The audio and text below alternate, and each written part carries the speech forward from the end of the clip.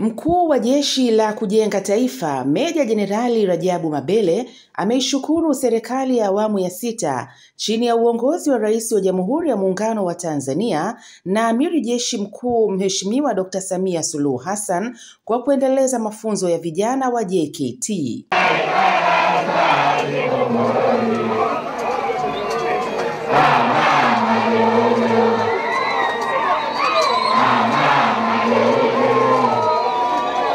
Meja Jenerali Mabele ameyasema hayo Aprili 17 mwaka 2025 alipokuwa anahitimisha mafunzo ya awali ya kijeshi kwa vijana wa operesheni miaka 60 ya Muungano katika kikosi cha Ruvu JKT kilichopo Mlandizi mkoani Pwani. Napenda pia kutumia nafasi hii kuishukuru serikali ya Jamhuri ya Muungano wa Tanzania, serikali ya awamu ya 6 inayoongozwa na Mheshimiwa Daktari Samia Suluhu Hassan, Rais wa Jamhuri ya Muungano wa Tanzania na Amiri Jeshi Mkuu. Yeye ameendelea kuwezesha na kufanyika kwa mafunzo haya na haya mafunzo ya Jeshi la Kujenga Taifa. Pia nimshukuru mkuu wa majeshi Jenerali Jacob John Mkunda kwa kuendelea kutoa maelekezo mbalimbali ambayo yametuwezesha kufanya mafunzo haya. Bila kusahau wizara yetu ya Ulinzi na Jeshi la Kujenga Taifa chini ya waziri wetu Daktari Stergomena Lawrence Tax, ambaye mara kwa mara amekuwa akitupa maelekezo ya kisera katika kuhakikisha kwamba mafunzo haya yanaendelea. Meja Jenerali Mabele amewaasa vijana hao kuzingatia afya zao, kwani afya ndio msingi na mtaji mkubwa kwa kijana wa Jeshi la Kujenga Taifa.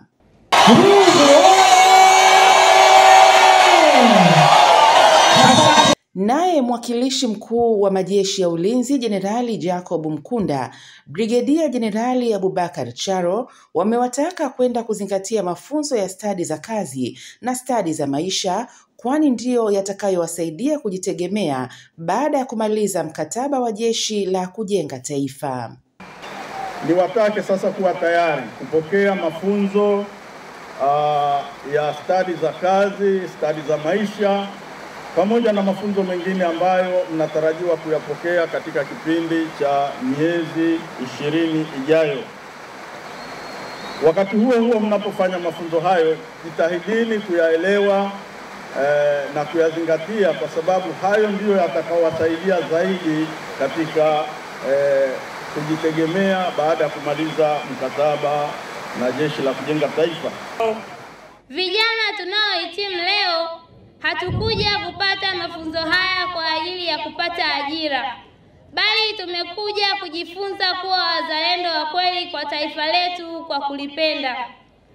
Kamanda wa kikosi Ruvu JKT Kanali Peter Mnyani akitoa taarifa fupi ya mafunzo amesema mafunzo hayo yalianza tarehe 30 Disemba 2024 na kuhitimishwa tarehe 17 Aprili 2025.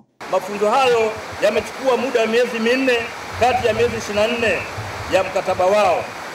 Afande Mkuu wa Jeshi la Kujenga Taifa, vijana wanaotimu mafunzo yao leo wameweza kujifunza masomo mbalimbali kulingana na silabi zao.